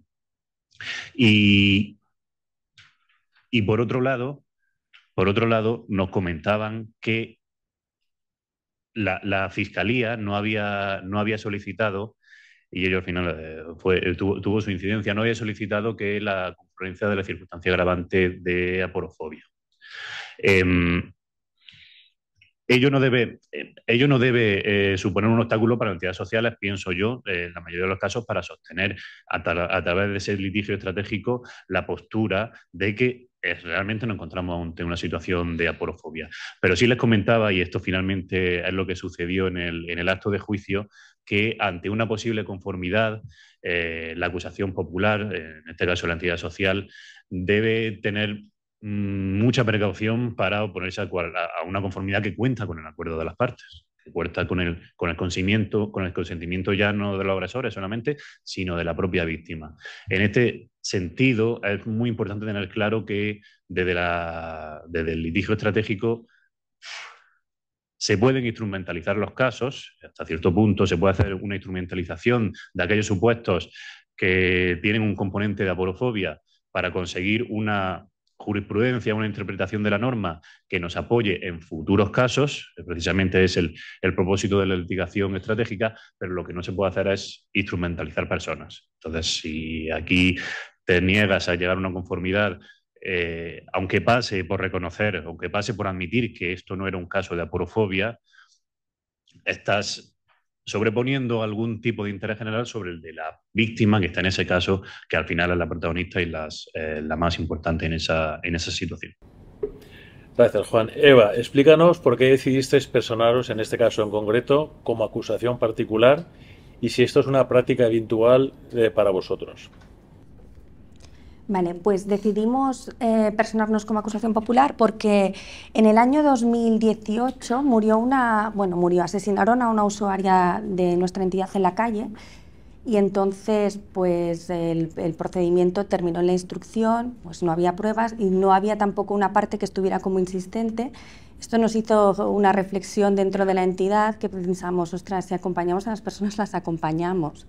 Después, durante la época de la pandemia, hubo una persona que iba por las calles de Barcelona matando gente que dormía en la calle a garrotazos y entonces con este caso ya nos sentamos y dijimos, bueno, es que al final si nosotros estamos defendiendo los intereses de este colectivo y este colectivo es un colectivo que no tiene ninguna fuerza y que nadie los va a defender, o sea, si no somos nosotros las entidades sociales que nos dedicamos a esto y además nosotros con la ventaja de que tenemos un equipo jurídico y que podemos ver esto, pues a partir de este momento decidimos que en aquellos casos de agresiones por motivos aporofóbicos nos personaríamos como acusación popular y entonces nos hemos personado pues, en este tema de los homicidios o de los asesinatos de la pandemia, en este y en otro asunto. O sea, en asuntos así que vemos que es una agresión, nos estamos personando en este, como decía, hemos llegado tarde porque nos personamos ya después de la instrucción, pero bueno. Gracias, Eva. Juan, explícanos cuál es la diferencia entre acusación popular y acusación particular y qué ventajas e inconvenientes tienen que en los casos existan acusación particular, popular o no. Bueno, la acusación popular es una figura bastante sui generis, bastante particular en España porque no existe en otros sistemas legales. Permite a cualquier ciudadano o cualquier entidad personarse en un procedimiento como acusación de forma independiente a la que ejerce el Ministerio Fiscal y la que en su caso ejerce la acusación particular. Esto es la propia víctima del delito y pese a que precisamente por esa particularidad, supongo, por esa extrañeza que puede causar en comparación con otros sistemas legales, es cierto que por lo general los órganos judiciales no siempre ven con todos los buenos ojos que, como en este caso sí debieran verlo, a esa acusación popular. Sin embargo, creo que se puede hacer una labor muy importante a través de la acusación popular, ya que existe esta herramienta en España, precisamente para la litigación estratégica, para conseguir que esos casos en los que se puedan sentar antecedentes para conseguir mayor protección para estas personas, en el futuro sirva para la generalidad, no solo para en ese caso en concreto en el que se persona la entidad social, sino en el futuro para la generalidad de los casos y para dar mayor protección a estas personas. Lo que decía es que siempre, precisamente, insisto en ello porque me parece bastante importante, la voz cantante o la que tiene que decidir en mayor medida qué curso, qué estrategia tiene el procedimiento, precisamente es la víctima, es esa acusación particular. Entonces siempre, de hecho, en este caso Eva me contó que desde Arrels así se hizo, mantener un contacto con el abogado de oficio, el abogado particular, la mayoría de las veces efectivamente va a ser de oficio, que se encargue de la acusación particular, de defender a esa víctima en el procedimiento, siempre va a ser muy importante para llevar a cabo una buena colaboración y para que el procedimiento llegue al mejor puerto posible, tanto de cara a la entidad social, de conseguir ese efecto, digamos, general, pero también para no pisar, no soslayar a la víctima que hay en el procedimiento. Bueno, pues muchísimas gracias a Eva y a Juan por vuestra participación en esta tercera conversación, y pasamos ya a la cuarta y última, antes ya del coloquio, que tenemos con nosotros a Jesús Polo, psicólogo y responsable del proyecto de San Felipe Neri dedicado a personas con problemas de salud mental en Cáritas Madrid. Bien, muchas gracias, Jesús, por participar con nosotros. Cuéntanos un poco el perfil de las personas con que trabajáis, a qué tipo de situaciones os enfrentáis habitualmente, en los casos sobre todo de aporofobia. Bueno, buenos días. Lo primero, agradecer esta oportunidad que nos ofrecéis de poner en contacto, ¿no?, a las entidades del tercer sector y a las entidades y agentes jurídicos, que muchas veces os tenemos ahí casi como si fuerais Belcebú, ¿no? Si llegamos a vosotros es porque el caso ya es grave, ¿no?, y tenemos que recurrir a vosotros. Entonces, estas oportunidades yo creo que nos ofrecen un espacio para poner en común estos dos mundos a veces tan separados. Bueno, Cáritas Madrid es una organización social que pertenece a la Iglesia Diocesana de Madrid y tiene como objetivo principal el acompañamiento y la atención a personas y familias en situación de exclusión social o en situación de vulnerabilidad social. Toda la labor de Cáritas se organiza en torno a dos grandes planes de actuación, que son el plan de atención a personas y familias, que incluye diferentes proyectos que prestan atención tanto a personas o colectivos en riesgo de exclusión como de exclusión. Hay proyectos de personas sin hogar, proyectos de personas en situación de exclusión residencial o habitacional, hay proyectos de juventud, infancia, proyectos de personas mayores y dependientes, adicciones, programas de atención a mujeres, es decir, es un amplio abanico de recursos y el último de ellos, que es en el que me encuadro yo y encuadro el caso que traíamos aquí, que es el proyecto de personas sin hogar, el proyecto de atención a personas sin hogar con problemas de enfermedad mental grave y crónica. El segundo gran plan de actuación de Cáritas Madrid es el plan de actuación de sensibilización y transformación social, que es un plan que busca, ya un poquito más lejos de la atención directa, busca parar y reflexionar permanentemente sobre la realidad social que vivimos, los cambios que se vienen produciendo. Es un espacio para parar y reflexionar sobre si la atención que estamos dando es adecuada a la realidad o no. Y es un espacio también que busca sensibilizar, transformar, incidir en las causas que generan las situaciones de pobreza y exclusión. Una de las, por ejemplo, en este mes de octubre esta semana pasada hemos tenido la campaña por la salud mental, en torno al Día de la Salud Mental, y la semana que viene es una de las semanas grandes, que es la semana de personas sin hogar. Cáritas Madrid viene prestando atención en 2023, porque todavía los datos de 2024 no los tenemos, en torno a cerca de 120.000 personas y se organiza en torno a unos 400 proyectos. La organización parte de unidades más pequeñas, que son las parroquias, y desde ahí las personas atendidas van accediendo al resto de recursos y dispositivos. Cáritas es una organización fundamentalmente orientada hacia el voluntariado. Es una organización que cuenta actualmente en 2023, contaba con cerca de 9.000 voluntarios que ponen su bagaje, su talento, su tiempo, su esfuerzo en busca de este objetivo, que es trabajar contra la exclusión. Muchísimas gracias, Jesús. La verdad es que estáis en bastantes frentes, ¿Podrías contarnos sobre el último caso que recuerdes en el que se presentaron múltiples factores discriminatorios concretamente en tu área? ¿A qué desafíos específicos os enfrentasteis y cómo los abordasteis? ¿Qué impacto tuvo vuestro trabajo en la vida de la persona afectada que nos vas ahora de alguna forma a contar? Pues sí, el caso que planteaba es de ese tipo de casos que se nos presentan muchas veces a las entidades, donde existe una confluencia, una interseccionalidad, vamos a llamar, entre aporofobia, racismo, ¿no? A veces en aporofobia confluyen multitud de factores. Este caso concreto, los hechos ocurrieron en mayo del año pasado. El proyecto Nuestra Señora de Valvanera, de donde venía siendo atendida esta persona, todos los años organiza una excursión con carácter anual. En esta ocasión fue a Benidorm, donde los usuarios, pues bueno, los usuarios que se animan, participan, pues tienen una semana de vacaciones y descanso donde desconectan un poco también de nosotros. Todo esto sucedió a la salida, finalizando las vacaciones, estaban en la puerta del hotel. Y en la puerta del hotel se encontraban ya con las maletas para partir de nuevo hacia Madrid, se encontraban dos personas racializadas y un educador. En un momento dado, un coche patrulla de la policía se dirige directamente a estas dos personas, haciendo caso omiso del integrador, y les pide la documentación. Una de ellas tenía la documentación en regla, con lo cual le dejan marchar, y en otra de ellas parece que aparecen antecedentes policiales.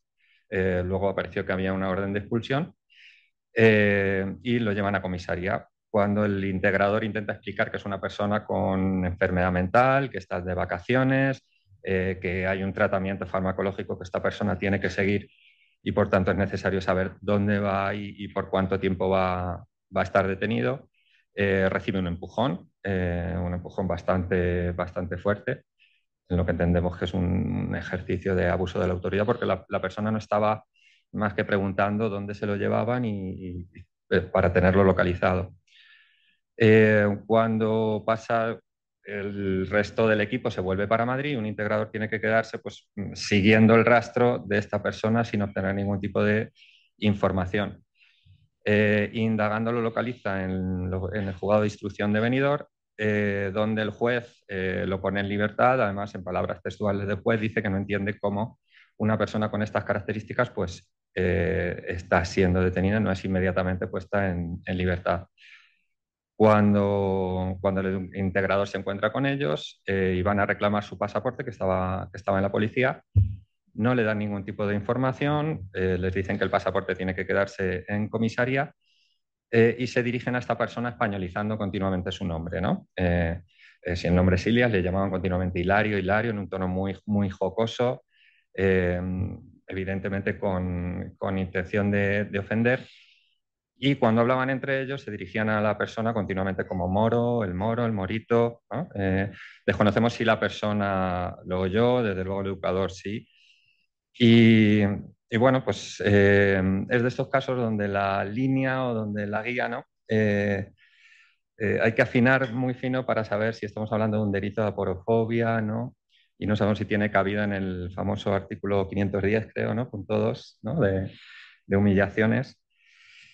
Y bueno, en este caso concreto, la persona no quería saber nada, nos ocurre muy a menudo, no quiere ni oír hablar de revictimizarse, volver a iniciar ningún procedimiento judicial, es oír hablar de la policía, echarse a temblar. De hecho, todavía quedan secuelas de todo aquello. A veces no quiere salir a la calle, no quiere acudir a determinadas actividades porque solo el hecho, la expectativa de encontrarse con la policía genera muchísimo sufrimiento. Gracias, Jesús. Marta, ¿aquí qué hacemos nosotros como abogados? porque esto es un marrón. Menos mal que solo me haces preguntas fáciles, Paco. Aquí yo creo que es el momento un poco para seguir la reflexión que hacía el propio Jesús, ¿no? El saber dónde está el límite, qué batallas luchar. Ya no solo por los recursos limitados que tienen las entidades y por los múltiples frentes que tenéis abiertos, ¿no? Sino también por ese proceso de revictimización que en un proceso penal la víctima va a sufrir, ¿no? Tanto si es de persona como parte, como si presenta la denuncia y decide después olvidarse, ¿no? La realidad es que olvidarse no se va a poder olvidar 100%. Entonces, yo creo que este es un buen momento también para la reflexión de la guía enfrentando la porofobia está pensada específicamente para contener consejos útiles para afrontar un proceso penal en el ámbito de los delitos de odio o de algún otro delito con la agravante de aporofobia. Está pensada para eso. Pero también creemos que una reflexión que puede ser útil previa al uso de la guía es, oye, ¿es el momento de utilizar la guía o quizás es mejor escoger qué batallas luchar bien? Una cosa que tenemos que tener en cuenta es que los delitos de odio del 510 son delitos que generan mucha reticencia en los jueces también. En alguna sentencia lo han dejado ya muy claro, ¿no? Está como muy oscuro el ámbito de tipicidad que llaman del delito, pues porque ellos tampoco saben muy bien cómo definir el clima de odio. No saben cómo llegar a entender que realmente está probado el motivo discriminatorio, por ejemplo, ¿no? Entonces, el propio juez lo más seguro es que ya sea reticente a aplicar el 510. En este caso en concreto, si además le pones enfrente a la policía, lo más probable es que también esto sume a su reticencia. Entonces, quizás saber escoger las batallas y tener casos que sean bastante claros pueda ser una cosa útil no solamente para maximizar recursos, sino también pensando un poco en el usuario, ¿no? En la víctima, que sabes que, oye, si se va a tener que enfrentar a una situación o va a tener que empezar a transitar un camino que no estás muy seguro de que vaya a llegar a buen puerto, pues quizás hay ocasiones en las que el mejor consejo es vamos a reservarnos para una ocasión en la que sepamos que luchando podemos ganarlo, ¿no?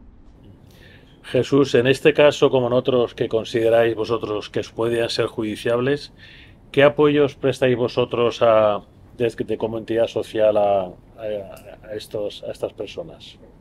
Nosotros sí tenemos que decir que los casos, por la tipología del recurso, es un recurso de salud mental. Normalmente este tipo de sucesos tan graves, si han ocurrido antes de la estabilización, es decir, antes de que nosotros intervengamos.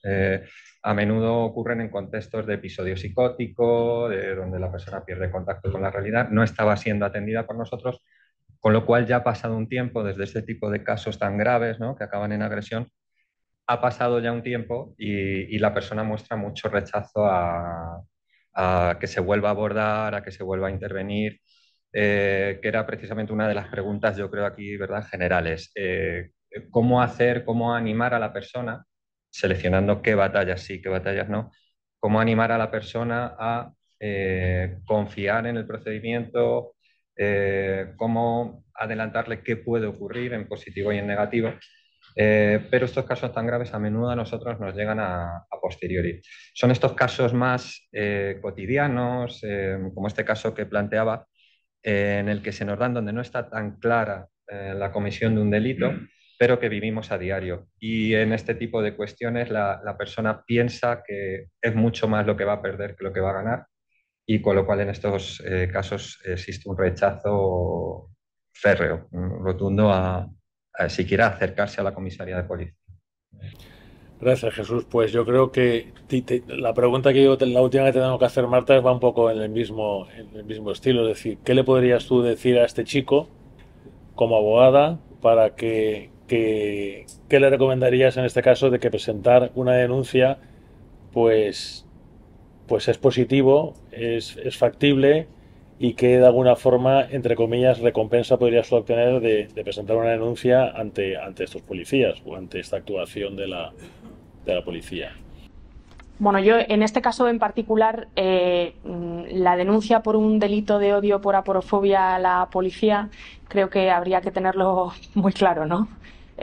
Muy claro. Mi recomendación sería que en cualquier caso estuviera siempre acompañado por la entidad, como lo ha estado, teniendo en cuenta que incluso en cualquier procedimiento, no solamente en este caso, ¿no?, sino en cualquier otro caso de un posible delito de odio, que la denuncia siempre es útil en cuanto a poner en conocimiento los hechos y que esto empiece también a generar un poco de ruido, pero siendo siempre muy consciente de todo lo que hay detrás. Es decir, sabiendo que la reticencia que tiene al proceso penal es legítima, sin endulzarle las cosas excesivamente, porque cuando llegue el momento se va a encontrar con que efectivamente pues es una situación difícil de afrontar, ¿no? De lo que decía antes, de estar en la sala, de tener a todas las partes mirándote, juzgando la situación por la que has pasado, el sufrimiento que te ha generado, poniéndolo en entredicho, ¿no? Al final es una cuestión que va más allá de un suceso cualquiera, ¿no? Es profundamente personal.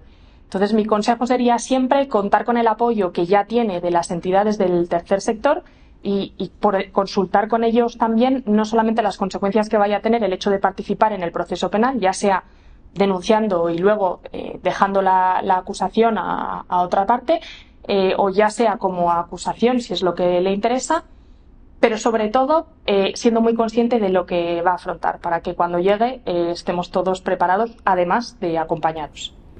Vale, bueno, pues damos aquí ahora por terminada esta cuarto turno de preguntas. Agradecemos a Eva y a Jesús, a Juan y a Marta, pues que hayáis estado aquí compartiendo con nosotros.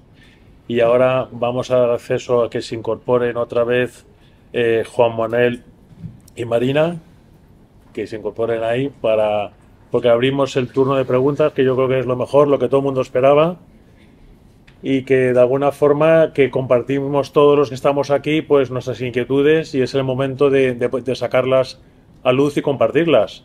A ver quién es el primer valiente que levanta la mano y hace una pregunta. Por favor, espera un segundo que te vamos a acercar el micrófono.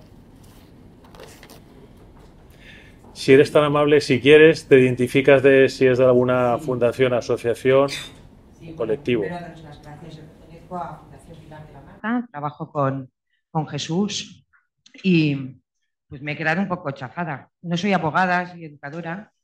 Entonces, la verdad que la mayoría de los casos que nosotras tenemos son personas que sufren aporofobia y con toda la interseccionalidad, ¿no? De o ser mujer o ser persona racializada, y es que el mayor abuso viene por parte de los policías.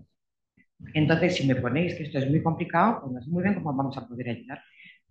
Sé que existe este cuerpo, ¿no?, particular en Madrid, hasta donde ellos solo recogen información, ¿no? No pueden hacer mucho más. Entonces, es la gran pregunta, ya que estoy rodeado de abogados y abogadas, o sea, ¿qué hacemos ante las paradas por perfil racial que se dan todos los días, varias veces a las mismas personas que tenemos? Pues a ver quién se atreve a contestar. Venga, me lanzo yo primero y te he visto con el... Luego viene Juan, que le he visto ahí a punto. Yo lo primero que diría es que entiendo la frustración, lo comprendo perfectamente, pero quizás aquí también mi granito de aportación sea comprender que muchas veces puede llegar a ser incluso contraproducente cuando sean situaciones que no tengamos claras, que sean de delito. Es decir, una actuación reprochable lo será siempre.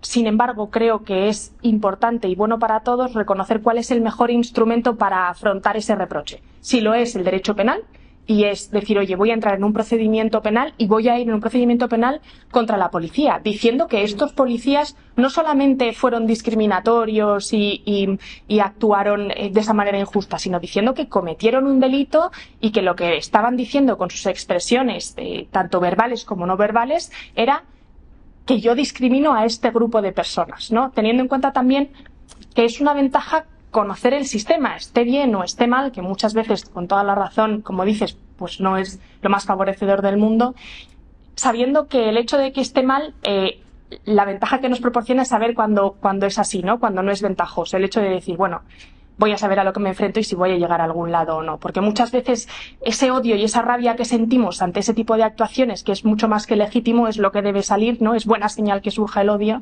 esa rabia. Canalizarla bien, en mi opinión, es lo mejor que podemos hacer a veces también para proteger a la víctima, ¿no? Que muchas veces es la que está sin saber. Entonces, creo que también es bueno tener en mente que nos interesa también que la policía esté de nuestro lado, que la policía sea quien el día de mañana pueda socorrernos en esta situación, de tal manera que Si lo que hacemos es dirigirnos única y exclusivamente contra la policía en estos asuntos, en la práctica probablemente no nos resulte de excesivo beneficio, ¿no? O sea que comparto totalmente la frustración y ese rechazo, pero quizás también pueda llegar a ser positivo no solo saber a lo que nos enfrentamos, sino, como decía, escoger la batalla, ¿no?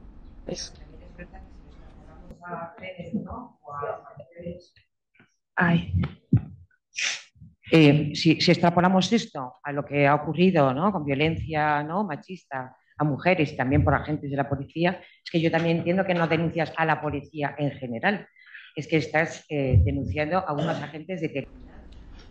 Claro, sí, efectivamente. No denuncias al cuerpo de policía, eso ya sí que sería lo no visto, ¿no? Denunciar a todas las fuerzas y cuerpos de seguridad del Estado, ya eso ya, efectivamente, denuncias a los policías en concreto. Pero cuando denuncias a los policías en concreto, no pierden su condición de agente, no pierden su condición de agente de policía, ¿no? Entonces también es una cuestión que entiendo que genere ese rechazo, pero conocer también, pues, que los jueces, cuando se plantean valorar estas situaciones, también tienen en cuenta como mínimo esta circunstancia, ¿no?, a la hora de valorarlo. Por lo menos saber a lo que nos enfrentamos y quién va a poder estar de nuestro lado y cómo. Por eso, de ahí el escoger bien las batallas, ¿no?, para no pasar por un camino de sufrimiento no innecesario, pero que, por desgracia, sabemos que no va a dar los frutos que buscamos, ¿no? Juan Manuel quería hacer alguna puntualización.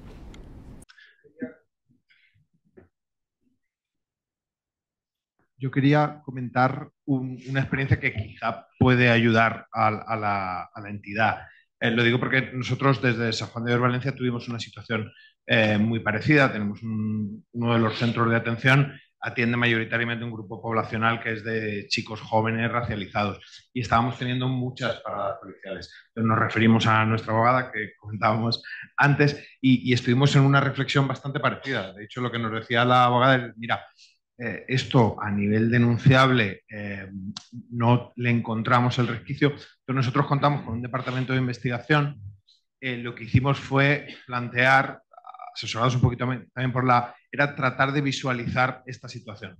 Entonces lanzamos el año pasado un peer research, que es como una investigación por pares. Las personas atendidas estaban sufriéndolo, apoyados por la persona que lleva el departamento de investigación, y con los centros educativos que colaboran con la entidad, estuvieron haciendo una investigación para ver si se estaba dando verdaderamente un mayor número de paradas según el perfil racial y según el perfil también de exclusión, lo cual era bastante interesante, porque los centros educativos también tenían personas racializadas, pero que no estaban en exclusión. Nosotros teníamos personas racializadas y en exclusión. Los resultados son bastante significativos, sabe que las personas atendidas son paradas 13 veces más que el resto de la población, y ahora estamos en el periodo de divulgación. Nos interesaba también porque tenemos un punto en el cual nuestros centros también cuentan mucho con la policía cuando hay algún problema, con lo cual son unas personas de vinculación. Estamos viendo la estrategia también para hacer una jornada de sensibilización, porque entendemos que en sí mismo las fuerzas del orden no son en sí mismo estructuralmente el problema,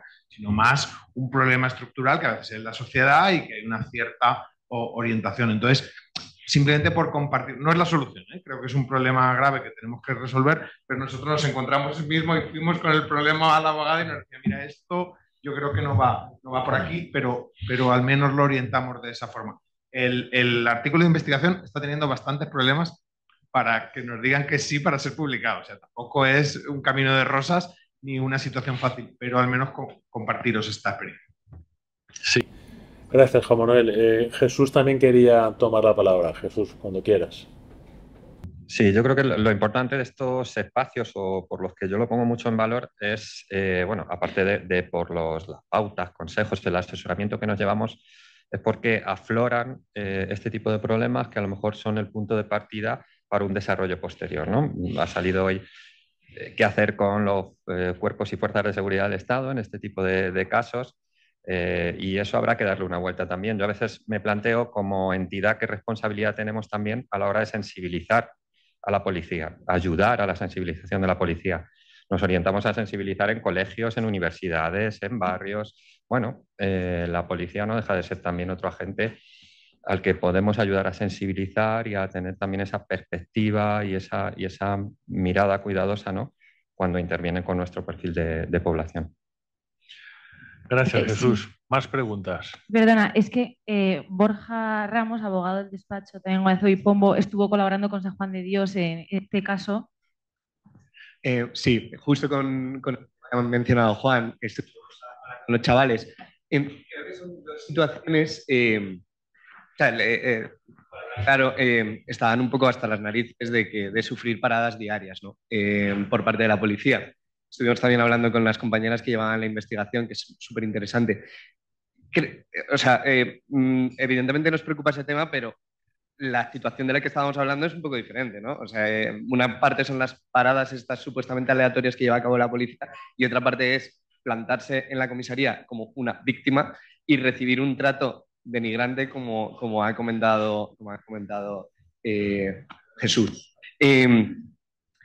Eso o sea, es indefendible. Y parto de la base de que yo, por cuestiones profesionales, he tratado mucho con la policía, también desde una perspectiva mucho más favorable que alguien que vive en la calle. El trato siempre ha sido exquisito y mi impresión de la labor que realizan los cuerpos de seguridad del Estado es franca, muy, muy buena. ¿Qué hacer? Y cojo aquí un poco el guante de Marta cuando ha comentado qué hacer en los casos en los que no estamos contentos con esa actuación. Tal vez la cuestión no sea tanto ponerse a querellarse contra la policía, que no parece demasiado sensato ni prudente. La policía tiene canales súper fáciles para poner quejas casi informales que llevan o desde el Ministerio o desde Asuntos Internos y se dirimen sin grandes procedimientos ni consecuencias, que seguramente sería fácil activar, porque a lo mejor poniendo una quejita en cada ciudad, los policías se enteran de todo lo que pasa en su ámbito de actuación. Por lo tanto, a lo mejor una simple queja que se lleve desde Asuntos Internos ya hace saltar las alarmas y, oye, cambia la perspectiva. Lo que le recomendábamos también a los chavales de San Juan de Dios es: tampoco hay tantos policías por barrio. Quiero decir, al final os estáis encontrando todo el rato con los mismos policías, que es un poco lo que pasaría en cualquier situación. Oye, una aproximación a la comisaría, a hablar de manera informal con los policías, no es tan difícil, como parece.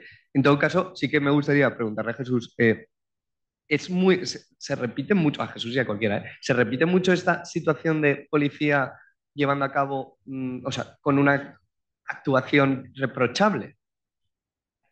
Pues hay un caso. No sabría qué decirte. No me atrevo a decirte que son casos aislados, tampoco me atrevo a decirte que es la generalidad, ¿no? Pero ocurre que en cada salida, llevamos unos años que en la programación de cada salida externa al centro tenemos que plantearnos esa cuestión. Tenemos que plantearnos que eso puede ocurrir, es muy probable de hecho que ocurra. Es decir, vamos en el metro y en los tornos del metro dejan pasar al resto del grupo y las personas racializadas, entendemos ese componente aporofóbico, ¿no?, detrás, porque es por el hecho también de ser pobres, ¿no?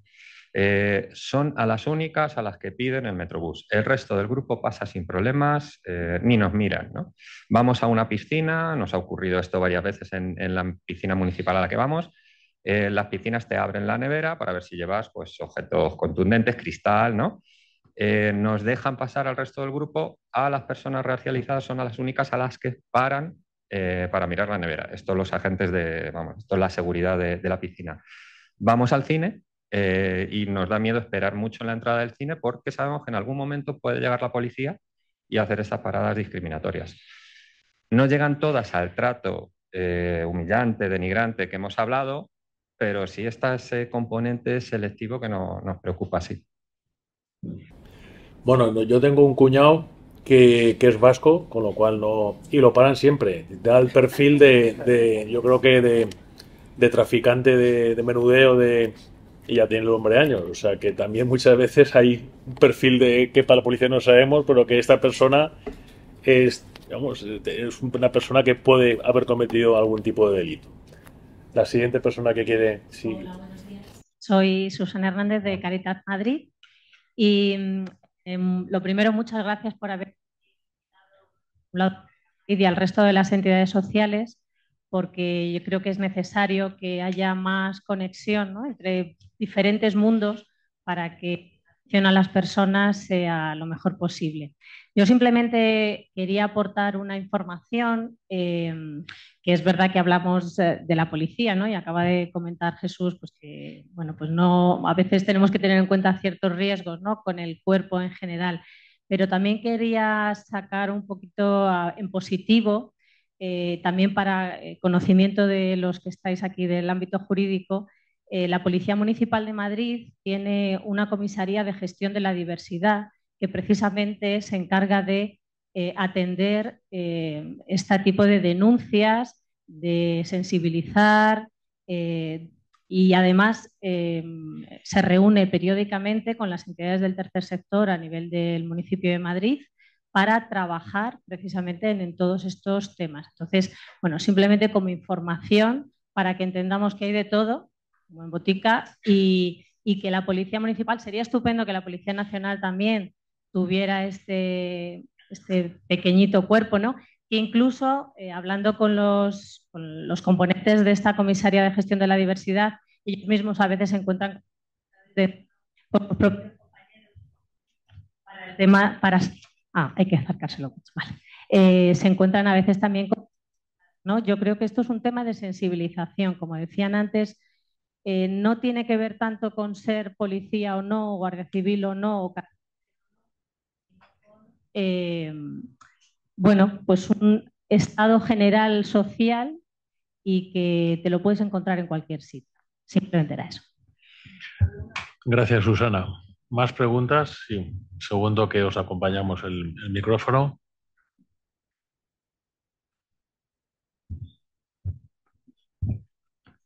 Buenos días. A mí me entristece escuchar un poco esta generalidad de policía y yo vengo representando la Oficina Nacional de Lucha contra los Delitos de Odio. Lo componemos, bueno, a Marina la conozco, da un seminario de fobia y la componemos policías nacionales y guardias civiles, porque es que no nos olvidemos que la Guardia Civil existe en toda España, que aquí es policía, pero que gracias a Dios hay un territorio español extenso. Y ya no solo trabajamos con los delitos de odio, de aporofobia, que son tremendísimos, nos expusieron, fue magnífica el seminario LGTBI, libertades religiosas, islamofobia, judaísmo, que ahora está pues pasando un momento muy álgido.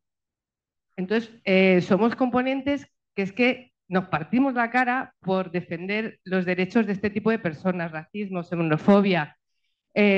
Aparte de tener una atención personalizada y muchísima relación con el tercer sector, pues intentamos incluso trabajar con víctimas. Tenemos un correo de asistencia a víctimas. Entonces, a mí me entristece cuando dicen, los policías son, los guardias civiles son. Por favor, no. O sea, hay guardias civiles que, de hecho, tenemos equipos especializados, Evo y Redo, que son equipos especializados de personal de información que se dedican exclusivamente a este tipo de delitos. Nos llevan todas las mañanas noticias de ha pasado este delito del LGTBI, este delito de... Entonces, se trabaja mucho, con muchas ganas y muy bien. Entonces, pues nada, y también mi defensa, evidentemente, es que te quedas con el policía actúa mal. Igual también ha actuado mal otro tipo de personas, ¿no?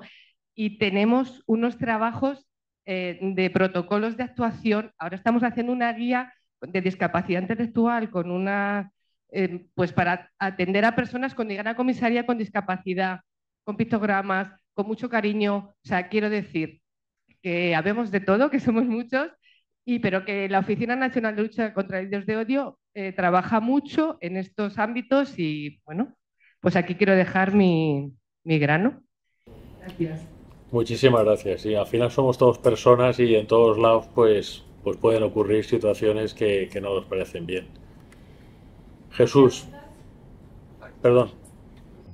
Perdón, simplemente por comentar, yo estoy completamente de acuerdo, ¿eh? Y de hecho el planteamiento de este caso, el abordaje era de caso único, es decir, es un caso con unas circunstancias muy concretas y se dio, y por supuesto que no podemos generalizar al resto de fuerzas y cuerpos de seguridad porque no es así, y de hecho nosotros tenemos también muy buenas experiencias con la policía.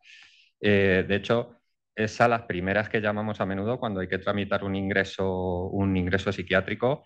Lo primero que tenemos muchas veces en la cabeza es, por favor, que venga la policía, porque entendemos que son los primeros que nos van a proteger y que su labor es fundamental. Y en un montón de procedimientos, cuando hay problemas con el vecindario, cuando la policía siempre está ahí, y de hecho nuestras experiencias también son muy buenas. Lo que se planteaba aquí era un caso muy concreto, con unos agentes muy concretos, y bueno, una respuesta a una pregunta de si esto pasa muy poco, pasa mucho, pues pasa con agentes concretos, por supuesto, no con todo el cuerpo, ¿no? Y no era, desde luego no era la intención a la hora de plantear este caso, porque no lo creemos, no creemos que se pueda generalizar. Gracias, Jesús. Paso la palabra a Rafael, que creo que hay gente, ¿no?, que está... Además, para cambiar de tercio, pero muy relacionado, porque son agentes clave también en esta materia, hay una pregunta por parte del público que está online relacionada con cómo de formados o qué apuestas se ha hecho por la formación en jueces y fiscales en estos nuevos tipos penales. Si queréis contestar tanto del público como de ponentes.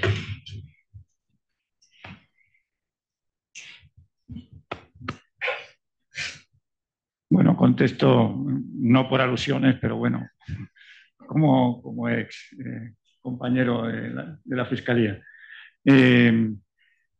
Ahí suele haber planes concretos de formación, sobre todo cuando hay tipos penales que se incorporan al Código Penal, tanto de jueces como de fiscales. Entonces, seguro que respecto a los delitos de odio siempre ha habido una formación en relación a la naturaleza de estos delitos y a los requisitos para determinar su existencia.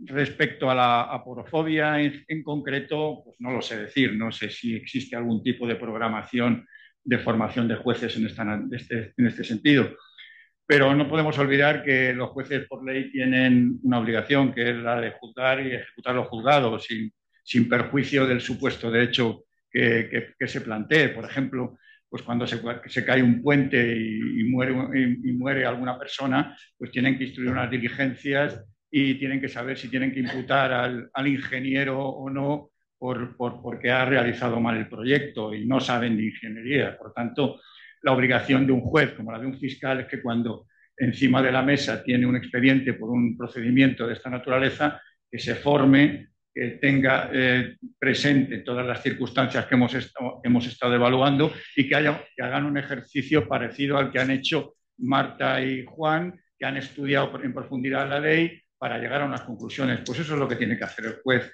o el fiscal cuando recibe un asunto de estos. Gracias, Carlos. Otra.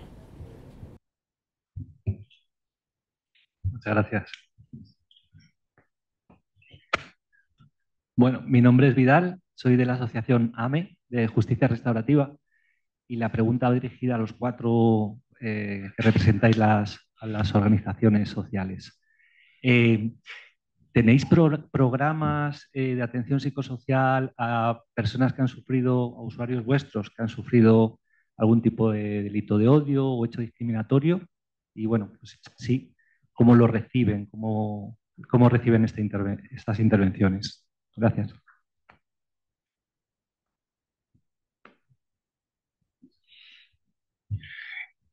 ¿Quién contesta? Ya, bueno, va, contesto yo. Eva, por favor. Como tal no tenemos un programa, pero claro, nosotros en principio este acompañamiento psicosocial es el que hacemos ya con los usuarios que tenemos. Por tanto, cuando algún usuario nuestro ha sido víctima de algún delito de odio, una de las cosas que hacemos es acompañarlo durante todo el procedimiento justamente por esto. Y en alguna ocasión, cuando hemos acompañado a una persona que ha sido víctima de algún delito de odio, lo hemos convertido en usuario de la entidad. Porque también lo que hemos visto muchas veces es que nosotros que trabajamos con gente que está en calle, evidentemente una persona que está en calle no puede soportar un procedimiento penal. Quiero decir, es imposible. Entonces, en concreto, una persona que sufrió un delito aporofóbico y es un tema que se está juzgando, pues esta persona a partir de ahí entendimos que su nivel de vulnerabilidad era más elevado y por tanto entró a un piso tutelado de la entidad, y cuando las personas están en los pisos de la entidad sí que tienen este acompañamiento psicosocial. Juan Manuel. En el caso de San Juan de Dios Valencia, no de manera específica. O sea, dentro, como explicaba antes, dentro del modelo de atención integral sí que el Servicio Especializado de Salud tiene una parte que es salud mental, que tanto se realiza por parte de los psicólogos presentes como en la vinculación al sistema público de salud. Y sí que es verdad que cuando hemos visto una circunstancia que se repetía antes, y como bien comentaba antes el compañero de la Fundación Pombo, sí que se ha hecho un trabajo de acompañamiento o un grupo terapéutico por parte de las psicólogas o específico por una situación que se ha repetido mucho o por algo que es especialmente notorio con una persona, y entonces se hace una intervención específica. Pero como respuesta yo diría ojalá. O sea, yo creo que afortunadamente la intervención, yo suelo recalcar que en la intervención social, igual que cualquier otra intervención de ámbito profesional, se ha podido progresar mucho, porque conforme pasan las décadas en todo ámbito profesional vamos mejorando. Y en el caso del contexto de la respuesta al sinhogarismo en la Comunidad Valenciana se ha podido mejorar mucho. La verdad es que las estructuras y cambios a nivel público ha permitido mucho a las entidades generar cambios y estructuras y equipos pluridisciplinares, pero a un nivel tan específico tener un servicio no se permite todavía. Muchas gracias, Juan Manuel. Bueno, pues cerramos ya la sesión y la va a clausurar Rafael Merino, miembro de la Fundación Fernando Pombo. Cuando quiera, Rafael. Muchas gracias, Paco. Simplemente, como ya hemos llegado a la hora de fin del seminario, en primer lugar quería agradecer a todos los intervinientes y, por supuesto, a los asistentes que habéis hecho que el seminario sea lo que esperábamos que fuera, ¿no? Un seminario de intercambio, de compartir, de ver dónde están los obstáculos en materia de aporofobia. Como creo que la conversación posterior va a ser muy fructífera e interesante, yo solamente quería compartir 3 ideas para cerrar, ¿vale? La primera de ellas es que mientras sigan produciéndose este tipo de situaciones, que no solo son negativas para las personas que lo sufren, sino también para nuestro Estado de Derecho y para la convivencia ciudadana, que mientras la sociedad en general, y yo me incluyo, no seamos capaces de identificar qué es la aporofobia, aunque como se ha hablado al principio ya le hemos puesto nombre y es más fácil identificarla, aún sigue siendo un reto. Mientras que no sepamos abordar de forma estratégica y en colaboración este asunto, desde la Fundación pensamos que no puede haber solución, ¿vale? Porque hemos visto, como también se ha comentado al principio, que el odio al pobre está muy arraigado en la conducta del ser humano. En segundo lugar, hemos visto también que denunciar una situación de aporofobia es muy difícil, que identificarla también lo es, y que mucho más es llevar a buen puerto un potencial, por todo lo que se ha comentado anteriormente. Por eso yo creo que cuanto más conocimiento, más instrumentos jurídicos como nuestra guía u otros que sabemos que tenéis muchos de los asistentes, los pongamos en común y podamos trabajar juntos, yo creo que mejor. Así que pongámoslos luego en común. Y la tercera, que yo creo que es como resumen de todo lo que se ha hablado y que liga con un poco el lema de este seminario, creemos que es el momento de actuar y queremos hacerlo en colaboración. Para la Fundación es clave y está en la esencia de su trabajo colaborar. Colaboramos con todas las entidades que están aquí presentes, pero con muchas más. Os animamos que ahora, tanto los que están online, que no pueden estar con nosotros, pero a los que están presencial, que hoy, mañana o pasado sigamos en contacto, que intentemos crear una red en la que nos podamos juntar la abogacía, pro bono en nuestro caso, y todas las entidades sociales y otros operadores jurídicos e institucionales para combatir de verdad la aporofobia, que es lo que todos queremos, ¿no?